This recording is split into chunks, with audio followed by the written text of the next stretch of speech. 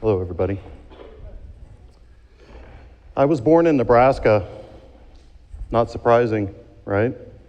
And not the most interesting thing you're going to hear today. But I was raised, and I learned about the world in the countries of Kenya, Uganda, Zambia, and Mozambique. And I lived there until I graduated high school, and I know there's a lot of young people in this crowd. And when I left Africa to go to college, I felt African, American. And I'm going to share some stories with you from my life and about some people that you haven't met. And they have to do with travel a little bit. They have to do with far-off places sometimes. But I'm going to tell you the reason I felt African American over there. And what I mean by that is I was a blend of cultures. Because everywhere we went in every country, we were met with open arms. There was inclusion.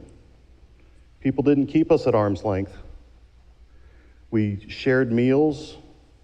We approached conversations with good-natured curiosity. We had good-natured humor between us. We asked good-natured questions, and we felt a connection. When I left Africa to go to college, I came to the United States, went to college, studied cultural anthropology, and got my first job. And my first job was washing dishes in the college cafeteria while my friends ate lunch. And that started my adventure in the restaurant business. And I love the restaurant business. And I love the people that I meet there. The people I work with are from vastly different cultures. The people that I meet, the guests, forget about it. There's so many people from so many different places, so many great stories.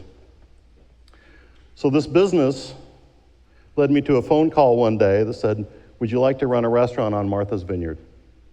I'd never heard of Martha's Vineyard.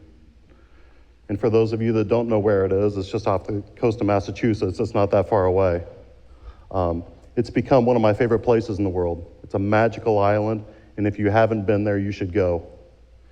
When I got there, I was meeting people in the community, and I was meeting the people I was going to work with, and there were all these amazing Eastern European college kids that were washing dishes. They were bussers. They were hostesses. They had these entry-level jobs. They were in the United States on what's called a J-1 visa. It's a cultural exchange visa. It's a work and travel visa. So they get to come over, and for just a short amount of time, they work for about 4 months, and they have 1 month of travel. And it's encouraged, the program was started by Kennedy, actually, the same time he started the Peace Corps. It's meant to make the world a smaller place. So I started meeting these kids who were incredible, by the way, hardworking, diligent, had a great fire in their eyes. And as I asked them questions and asked, where they're from, I started to feel a real kinship with them. Because these kids, as I was, as a young person, I was a guest in a culture that wasn't my home culture. And my first job was washing dishes, just like their first job. We formed some great friendships. I'm going to tell you a little bit about some of the people that I met. These people got into this program. They went very far from home. They'd never been away from home. Many of them, never been on an airplane. They took a big risk to explore the world. These are the people I met. And that's me, obviously, the guy from Nebraska. So I started meeting these kids, really diligent, really sharp.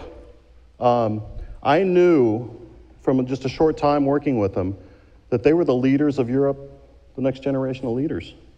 And I had an opportunity and a blessing to work with them. They worked for me. I worked with them. It was really a remarkable thing. The first person I met, her name is Mari. And Mari's from a little country in the Caucasus called the Republic of Georgia. And you might have heard of Republic of Georgia recently in the last several years. They had a war with Russia. It's also the birthplace of Joseph Stalin. So it's a very ancient country and historically very important. Mari was a bus girl when I first met her. She worked very hard. She was a little shy. It was her first time out of the country. So she comes to the United States, and I could see her. She was smart and so lovable. And she started to understand how to work in the culture. She made friends. She made connections. And it wasn't just with American culture. The island is full of people from all over the world. And it didn't matter what culture they were from.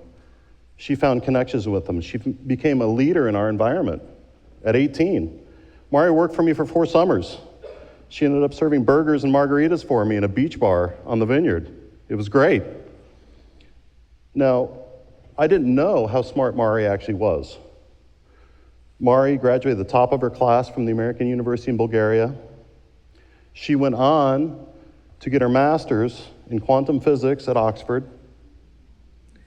And I visited her there when she was still in school.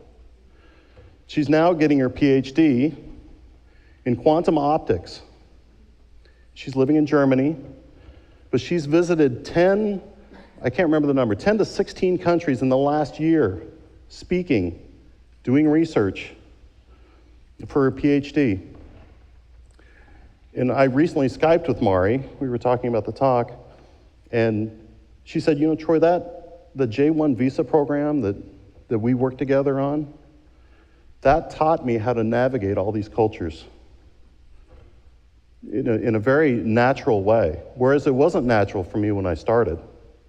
Now she's been to all these countries doing her dissertation, and as you guys know, quantum physics is going to change our world, and quantum optics will change our world. And I'm honored to know someone who's going to be a leader in that field.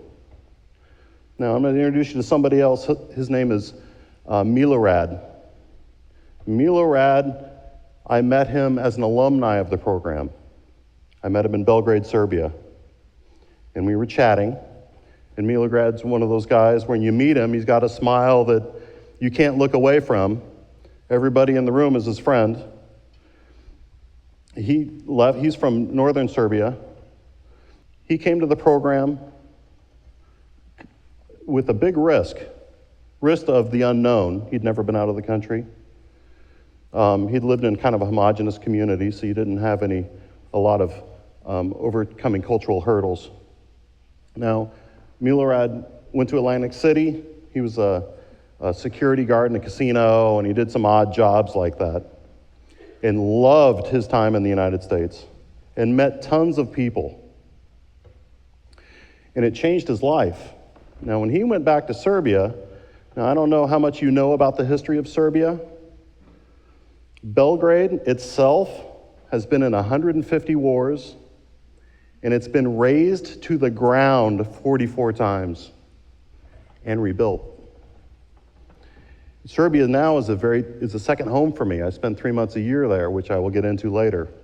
It's a wonderful, warm culture. Now, he went from this, and you might remember the Yugoslavian wars in the 90s. There was a very uncomfortable time, and Yugoslavia split up, and there became Serbia and Croatia and Bosnia and 7 countries. Milorad, after he was in the program, went back to Serbia and said, you know what? I learned in the United States that people can get along. People can find connection. People can have inclusion. We can have good-natured conversations. We can have good-natured humor with each other. And he organized some friends, and they got on bicycles and rode to Croatia and rode through Bosnia. Now, these are countries that were formerly at war. And I can't imagine anything more vulnerable than getting on a bicycle and riding through maybe hostile territory.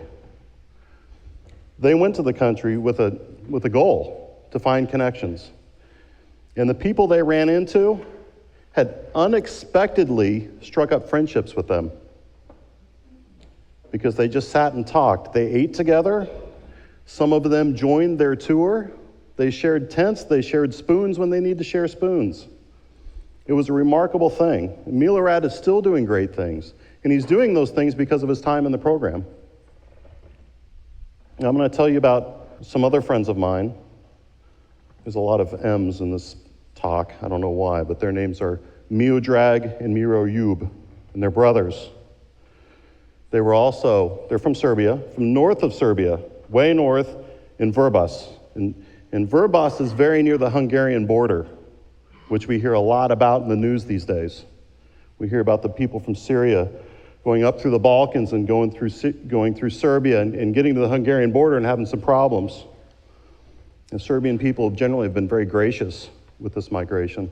There's 12 million Syrians that have been displaced from their homes, which is unimaginable, and they're on a trek. These guys live in that area. They're from that area. They were on the program. They came over for several years. I knew them when they were waiters in Bellman. This program changed their life. They were able to see that divisions kind of fall away. They were able to make incredible friendships. They were able to be a part of a community and find inclusion and have good-natured conversations and good-natured curiosity and ask good-natured questions and have good-natured humor with each other. These guys went back to Serbia after the program, and they're kind of entrepreneurial. And they decided they're going to start an agency to make it easier for the students to come to the United States for the short-term Goodwill program. And I became friends with them. And I loved these kids. Now, I've always wanted to make the world a better place, but I knew I only had this much influence in the world, so I did that. I met them, we powwowed, we decided that I have a hospitality background, so I'm going to go there and train these kids. So I go over and I'm certified by the National Restaurant Association as a ServSafe trainer, which is a food safety course. And it has many applications in the home and also in community health, but it's oriented towards the hospitality business. So I go over and I teach my classes in English. I give them a certificate if they pass my class, which is good in all 50 states. And I do a general cross-cultural hospitality class. And I speak to them as an international person. I speak to them as a coach. This is what you're going to expect. This is what I encountered when I came to the United States as a college kid, even though my situation's a little different. And we have those conversations, and we also talk about using English as your second language with people who it's their first language. And sometimes humorous things ensue, and sometimes they don't. Sometimes there's some things that need to be talked through. This program that I'm talking about and these kids have changed my life. Martha's Vineyard has changed my life because it was the impetus. And you might not have the luxury in your life to go to Africa or to go to Serbia and do those things. But Proust said, some of you remember Proust. Proust said, traveling is not in seeing new lands, it's having new eyes. And there's people in your community that have a different accent than you. There's people from Syria that might be joining your community. There's people that are different. I really encourage you, have a good-natured conversation with them. Include them. Have a good-natured sense of humor with them. Be curious. Find that connection because it's there. And together, if we do that, we can break the veil of different. Thank you.